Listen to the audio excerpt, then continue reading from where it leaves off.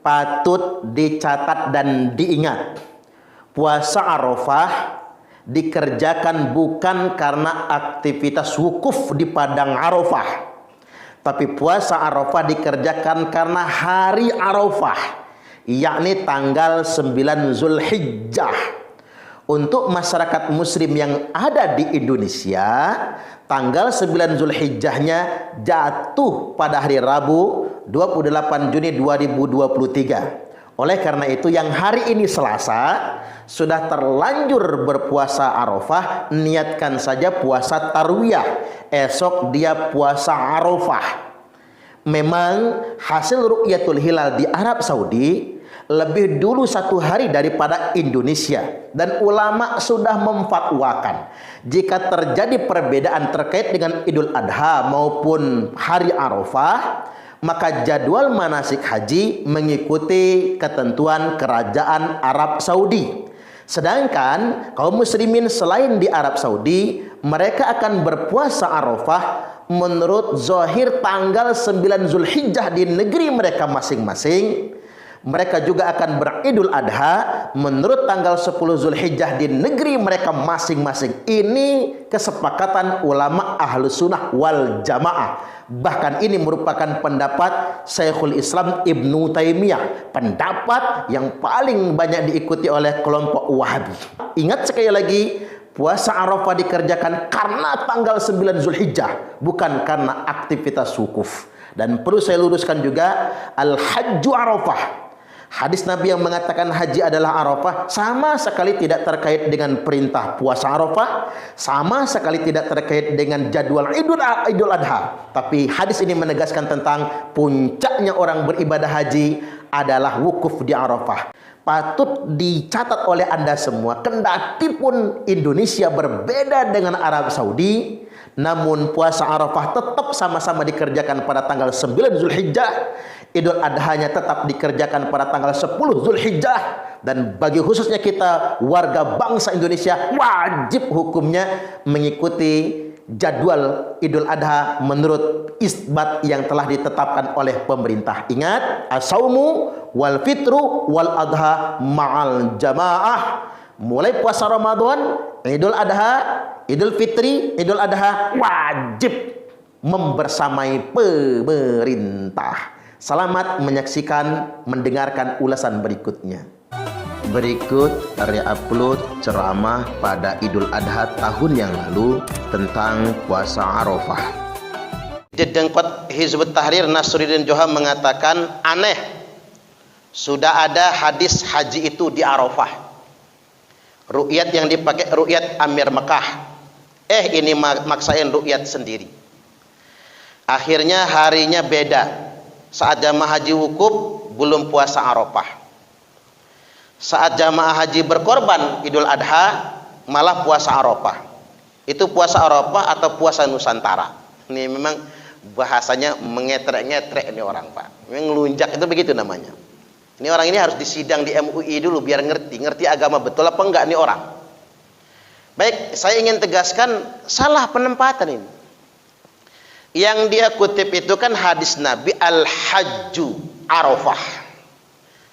Haji itu adalah wukuf di padang Arafah. Dalam kitab Fathul Bari, Al-Hafiz Ibnu Hajar Al-Asqalani menjelaskan apa yang dimaksud dengan Al-Hajju Arafah. Maksudnya wukuf di Arafah itu merupakan rukun akbar dari ibadah haji. Ya, wukuf di Arafah itulah haji yang sesungguhnya. Kalau kita nyebutnya apa? Puncaknya ibadah haji itu adalah wukuf di Arafah. Maka ada yang nanya, apa bedanya haji sama umrah? Kalau ngelihat samanya, sama-sama ihram kan begitu, dari miqat, sama-sama tawaf, sama-sama sa'i, sama-sama tahallul. Yang membedakan haji dan umrah adalah wukufnya. Kalau saya ambil contoh sederhana, Pak, saking pentingnya wukuf ini. Kalau lempar jumrah itu bisa diwakilkan. Kita nih sakit nih, lempar jumrah Aqabah misalnya di kedatangan di Mina pertama, atau Jumratul Ula, Wusta, dan Aqabah di hari-hari berikutnya. Itu bisa diwakilkan kalau sakit. Kita bisa nitip, tolong lemparkan saya jumratul ula, wusta dan Aqabah, bisa diwakilkan. Tapi kalau wukuf itu nggak bisa diwakilkan. Makanya yang sakit-sakit di rumah sakit itu disafari wukufkan, pakai ambulan berangkat ke Arafah itu. Makanya kalau umroh kita bisa, istilah bahasa orang itu apa? Badal umroh. Menghadiahkan umroh itu bisa berkali-kali. Kita bisa umroh tiap hari kok. Tetapi kalau haji nggak bisa. Satu orang hanya bisa membadalkan satu orang. Karena wukuf di Padang Arafah itu cuma satu hari itulah, tanggal 9 Zulhijjah. Ini tidak terkait dengan doktrin Nasruddin Johar berarti kan? Ini terkait dengan ibadah haji. Dan begini, kalau dia kait-kaitkan dengan sholat Idul Adha, dan kalau dia kait-kaitkan dengan puasa Arafah, ketika Nabi bersabda Al-Hajju Arafah, rukun akbar haji itu adalah wukuf di Padang Arafah, puncak haji adalah wukuf di Padang Arafah, orang haji tidak puasa Arafah. Jadi kalau orang haji itu makruh puasa Arafah malahan. Dan kemudian yang kedua, orang naik haji tidak sholat Idul Adha.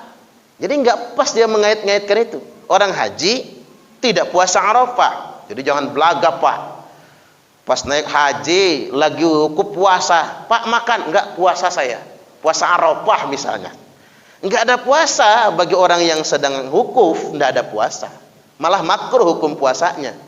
Kemudian yang kedua, Idul Adha. Jamaah yang saya bimbing, Pak Ustadz gimana nih kita naik haji kok nggak sholat Idul Adha? Ya enggak lah kata saya. Yang menyelenggarakan sholat Idul Adha itu orang mukim di Mekah sono, Masjidil Haram. Jadi kalau kita mau ikut sholat Idul Adha, balik ke Masjidil Haram, kan jauh. Ketika kita wukuf di Arafah tanggal 9 Zulhijjah, kemudian kita beranjak ke Masjidil Haram atau Musdalifah, bermalam di Musdalifah. Setelah kita bermalam di Musdalifah, berangkat ke Mina, sampai di Mina lempar jumratul Aqabah. Habis lempar jumratul Aqabah, kita tahallul, lalu kemudian kita berkorban. Yang nggak sempat sholat Id, yang dikerjakan oleh jamaah haji tanggal 10 Zulhijjah itu lempar jumratul Aqabah, mereka tahallul, mereka berkorban. Nah kalau mereka sempat pulang ke Mekah, bukan untuk sholat Idul Adha, untuk tawaf ifadah, sa'i dan tahallul kubra. Selesai ibadah hajinya. Tetapi bagi yang tidak sanggup, mabit dulu di Mina. Kan kalau kita mau balik dulu ke Mekah, balik lagi ke Mina, capek Pak. Maka pilihan jamaah haji di Mina mabit, nafar awal misalnya, nginep 2 malam, lempar jumratul ula, wusta, Aqabah. Nginep lagi malam berikutnya, ula, wusta, Aqabah. Baru kemudian pulang ke Mekah, tawaf ifadah, kemudian sa'i. Selesai rangkaian ibadah hajinya. Itu yang dikerjakan jamaah haji, bukan sholat Idul Adha. Ini penegasannya. Jadi tidak pas kalau ngebantah ketetapan pemerintah akan sholat Idul Adha akan 10 Zulhijjah itu dikait-kaitkan dengan hadis Al-Hajju Arafah. Sama sekali tidak pas. Karena itu terkait dengan manasik haji, bahwasanya wukuf di Padang Arafah tersebut adalah rukun terbesar dalam menyelenggarakan ibadah haji. Satu. Yang kedua sekarang, yang ingin saya tegaskan pada kesempatan kali ini adalah, apakah benar pengumuman pemerintah 1 Zulhijjah jatuh pada malam Jumat, tepat tanggal 1 Juli, maka mau tidak mau Jumat besok ini Indonesia 8 Zulhijjah, hari Sabtunya 9 Zulhijjah, hari Minggunya 10 Zulhijjah. Jawabannya benar. Itu kan hasil dari hisab Pak, dan hasil dari ru'yatul hilal. Dan itu kan kumpulan ratusan ulama, ratusan pakar astronomi. Pertama, mereka sudah melakukan hisab. Dalam teori hisab, tidak mungkin tanggal 1 pada tanggal 30 Juni itu. Dan dari ru'yatul hilal pakai teropong bintang di ratusan titik seluruh Indonesia ini memang tidak kelihatan hilal. Nah, seandainya sidang isbat itu mengatakan tanggal 30 Juni itu adalah tanggal 1 Zulhijjah, maka mereka berbohong atas nama ilmu pengetahuan. Karena memang tanggal 30 Juni itu untuk Indonesia belum tanggal 1 Zulhijjah. Nah, ini yang harus kita pahami. Jadi jangan maksa kita. Paksa pokoknya Indonesia harus sama-sama Arab. Tanggal 30 Juni itu adalah 1 Zulhijjah. Enggak bisa dipaksa, Pak. Karena itu ilmiah, berdasarkan hisab, perhitungan, dan berdasarkan ru'yatul hilal untuk Indonesia.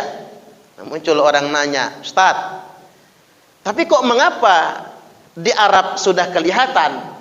Coba kita pakai logika ya Pak. Nanti pakar astronomi, makanya umat Islam itu kalau bisa jangan lagi ribut tentang kunut, teliti ini sampai selesai.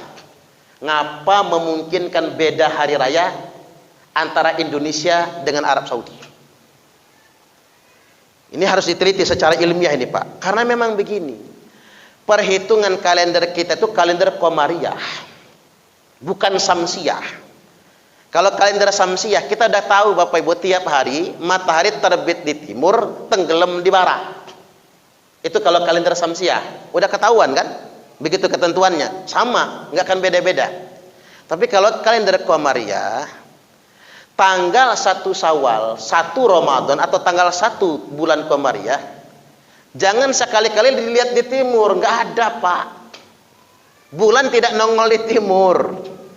Jadi hilal bulan itu dilihatnya di barat. Sebentar sekali nongol, turun lagi di barat. Nah, tentunya negara-negara yang letaknya paling barat itu paling mungkin lebih dulu posisi hilalnya ada daripada negara-negara yang paling timur.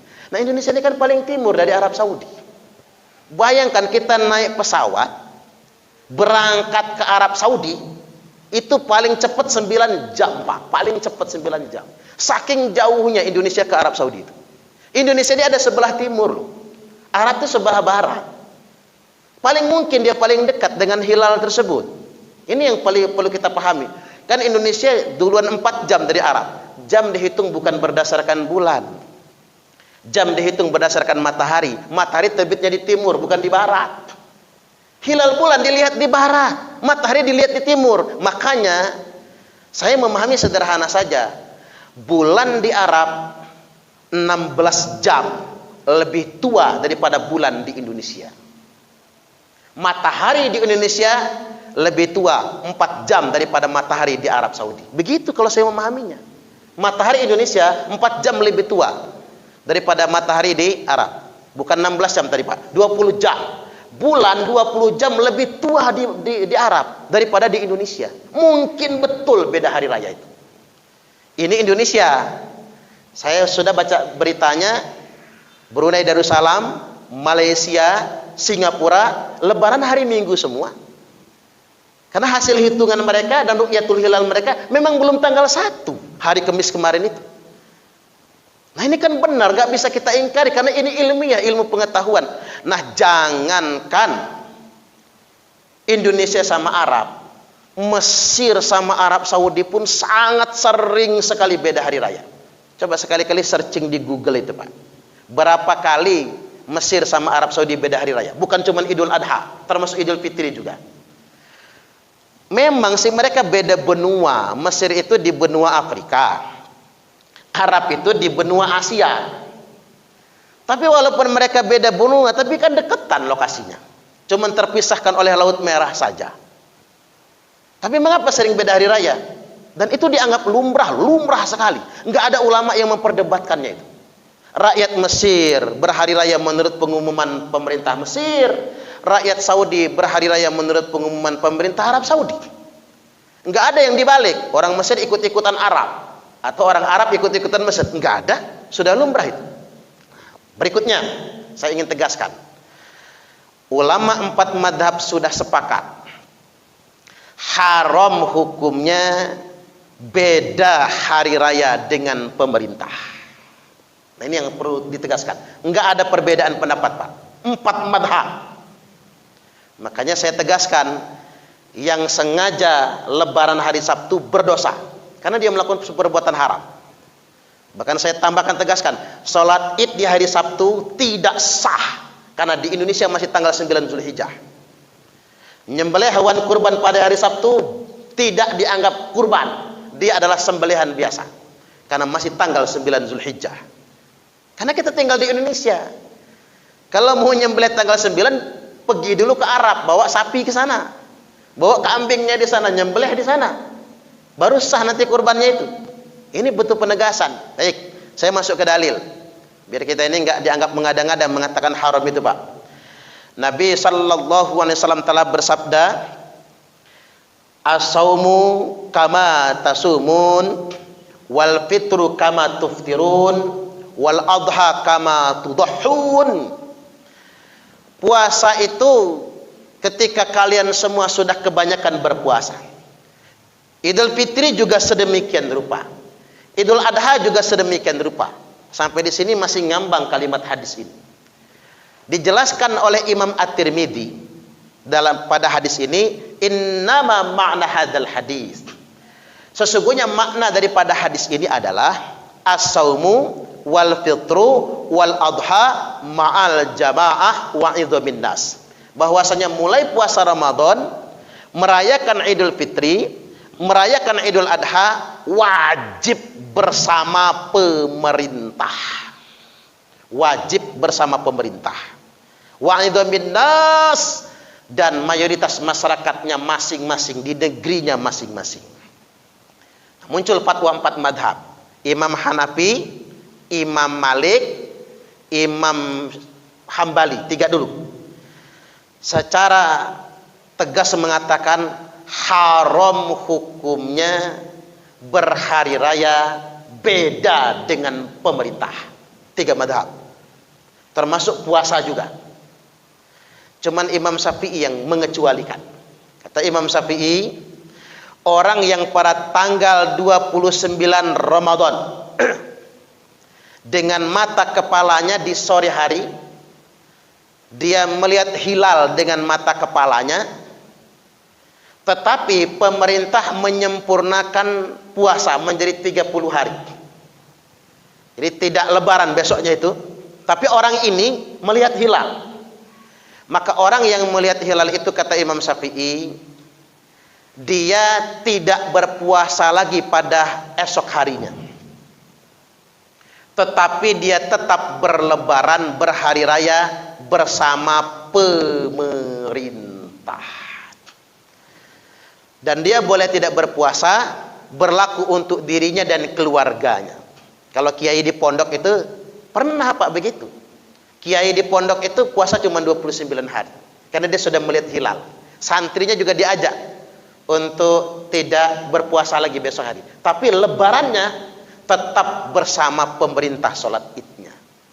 Saya ingin tegaskan malam ini, jangan mau terperdaya dengan kelompok HTI itu, karena memang mereka itu ngerusak ajaran Islam ini Pak. Sampai detik ini ingin saya tegaskan, tidak ada satupun ulama yang memberikan rukhsah boleh berhari raya beda sama pemerintah. 4 mazhab mengatakan haram hukumnya beda hari raya dengan pemerintah. Jadi sampai di sini clear Pak. Jadi bukan berarti pemerintah ini sedang nipu kita. Sidang isbat itu jelas sekali itu. Jelas sekali itu ilmiah. Makanya kalau mau dirusak, mau dirubah caranya, ya rubah dulu sidang isbatnya itu. Itu kan ulama semua, pakar astronomi semua itu yang kumpul di sana. Nggak mungkin memanipulasi orang awam. Ya kalau Pak Jokowi Pak nggak ngerti dia urusan itu. Itu kan urusan pakar astronomi dan urusan para ulama. Jadi sudah benar pemerintah mengumumkan 10 Zulhijjah itu hari Ahad. Nah kalau pemerintah membersamai Arab, aslinya bukan membersamai, duluan, mendahului Arab namanya. Kalau membersamai itu, apa kita mau sholat Idul Adha kita nggak sah, sembelihan kita nggak sah? Kita sedang sholat id di Indonesia, kalau hari Sabtu itu, di Arab orang masih tidur semua Pak. Karena duluan kita 4 jam, jam ini kan berdasarkan peredaran matahari, ya, bumi terhadap matahari. Duluan kita 4 jam. Orang di sana masih tidur, kita sudah sholat Idul Adha. Orang di sana belum ngapa-ngapain, kita sudah nyembelih hewan kurban. Justru salah malahan kitanya. Saya malah begini Pak, kalau pemerintah maksa berhari rayanya itu hari Sabtu, padahal di Indonesia tanggal 10 Zulhijjahnya itu jatuh pada hari Minggu, malah khawatirnya nggak sah kurban dan Idul Adhanya nanti. Karena belum tanggal 10 Zulhijjah. Nah, saya ingin tegaskan sekali lagi, kita sholat Idul Adha itu bukan karena ibadah haji, karena 10 Zulhijjah. Kita puasa Arafah itu bukan karena wukuf, salah. Wukuf itu bicara tempat loh Pak, itu untuk jamaah haji. Kita puasa Arafah itu karena hari Arafah. Hari Arafah itu tanggal 9 Zulhijjah. Hari Tarwiyah itu tanggal 8 Zulhijjah. Yaumun Nahar itu adalah tanggal 10 Zulhijjah.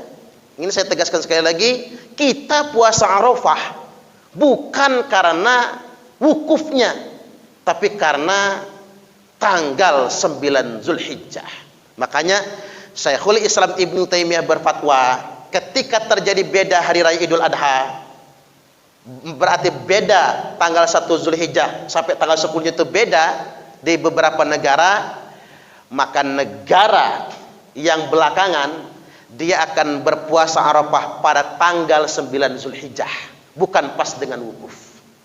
Dan dia akan berhari raya pada tanggal 10 Zulhijjah. Coba dibuka fatwa Syekhul Islam Ibnu Taimiyah. Jadi kita puasa itu bukan hari Jumat Arafah itu. Puasanya di hari Sabtu. Karena hari Sabtu itu adalah tanggal 9 Zulhijjah. Nah, ini penting untuk benar-benar kita pahami. Juga harus berhati-hati kita Pak. Mengapa saya membahas HTI? Karena jujur, semua artikel yang nyebar di grup-grup masjid kan dijapri ke saya semua oleh pengurus masjid Pak. Konsultasi soalnya. Begitu saya baca, Sidik Al-Jawi, Nasruddin Joha, Arif El Junaidi, Ahmad Z, ini mah HTI semua. Dedengkotnya semua. Dan HTI itu Pak, tahu nggak calon khalifah internasional pimpinan HTI itu orangnya kaya raya, hartanya jutaan dolar Amerika Pak. Duit dari mana coba? Coba kita tebak duit dari mana itu. Dan kita harus tahu HTI itu pusatnya itu di Inggris. Bayangkan, semua negara Arab sudah melarang Hizbut Tahrir. Sudah melarang Hizbut Tahrir. Cuman Inggris yang melindunginya. Dan mereka hidup kaya raya. Dari mana mereka dana itu? Kayak Ahmadiyah Pak. Ahmadiyah itu dilarang di semua negara. Tapi mengapa Ahmadiyah itu bisa bikin masjid, bikin pondok? Mereka ada aja duitnya. Pusatnya juga di Inggris. OPM. OPM itu hebat. Sampai pemerintah kita nggak berani ngabisin OPM Pak. Karena di belakang OPM ada siapa? Australia, Amerika. Di mana pusat OPM? Inggris juga. Mereka itu sengaja ngingoni kalau kata orang Jawa itu Pak. Memelihara kelompok-kelompok begitu itu untuk merusak Islam dari dalam. Sekali lagi saya bukan mempersoalkan Muhammadiyah, karena kita sudah lama ya Pak sering beda. Tapi Muhammadiyah hanya isbat dan ikhbar buat anggota persyarikatan Muhammadiyah.